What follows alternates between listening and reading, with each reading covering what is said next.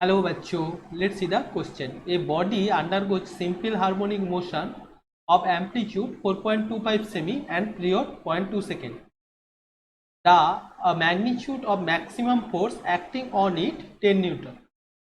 तो हम लोगों को निकालना है what is the mass. Mass means यहाँ पे बॉडी जो है, ठीक है, उसका मास कितना है. If the oscillation are produced by a spring, ठीक है, तो what is the spring constant. तो यहाँ पे जो दिया गया है गिवन पे लोग लिख लेते हैं पहले.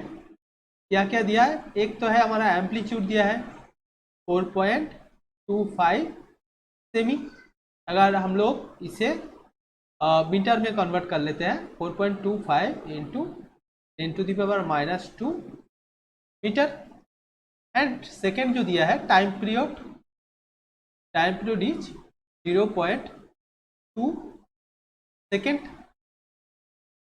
एंड थर्ड जो दिया है मैक्सिमम फोर्स जो एक्टिंग मतलब जो अप्लाई हो रहा है वो है 10 न्यूटन. ओके, तो हम लोग को निकालना है टू फाइंड. एक तो है mass and second one is spring constant.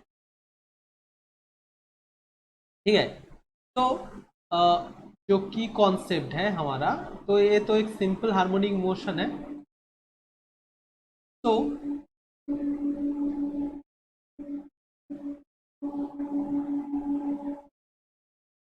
हम लोग को मालूम है जो F होता है, F is equal to 1/t. अगर t का वैल्यू हम लोग यहाँ पे पुट कर देते हैं तो F इज इक्वल टू कितना होगा 5 हर्ट्ज. ओके, नाउ हम लोगों को मालूम है जो एंगुलर फ्रीक्वेंसी होता है omega is equal to 2πf. तो 2π इंटू एफ का अगर वैल्यू हम लोग यहाँ पे लिख देते हैं 5, तो जो ओमेगा का वैल्यू होगा 10π रेडियन पर सेकेंड. ठीक है, नाउ हम लोग आ जाते हैं अब पहले जो क्वेश्चन में पूछा गया है कि व्हाट इज द मास. तो हम लोग को मालूम है जो फोर्स इज इक्वल टू क्या होता है मास इनटू एक्सेलरेशन. तो यहाँ पे ए मैक्स होगा क्योंकि मैक्सिमम फोर्स अप्लाई हो रहा है. ठीक है, तो और हम लिख सकते हैं एम ओमेगा स्क्वायर इंटू ए. ठीक है, तो यहाँ पे एफ मैक्स का जो वैल्यू है वो कितना है 10 is equal to M into omega का वैल्यू है 10π. 10π का स्क्वायर हम लोग लिख लेते हैं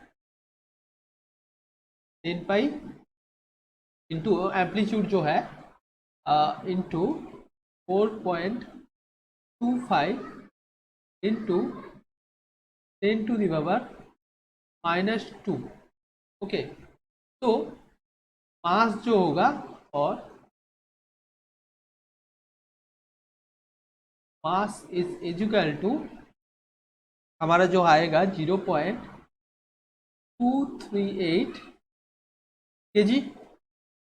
ओके, नाउ जो सेकेंड हम लोग को निकालना है कि अगर ऑसिलेशन होगा तो स्प्रिंग कांस्टेंट कितना होगा स्प्रिंग का. ठीक है, तो हम लोग को मालूम है जो स्प्रिंग कांस्टेंट होता है उसके साथ जो फ्रीक्वेंसी एंगुलर फ्रीक्वेंसी का जो रिलेशन होता है omega is equal to K divided by M. और हम इसको अगर सिंप्लीफाई कर देते हैं K is equal to omega square into M. तो जो ओमेगा का वैल्यू है 10π का स्क्वायर इंटू जो हमारा मास है 0.238.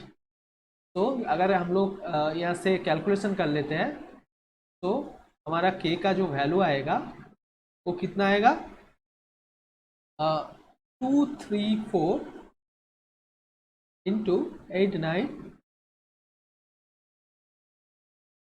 न्यूटन पर मीटर. तो यही दोनों हम लोगों को निकालने के लिए यहाँ पे बोला है. ठीक है, एक है मास और सेकेंड है स्प्रिंग कांस्टेंट। ठीक है, I hope you all are understand this solution.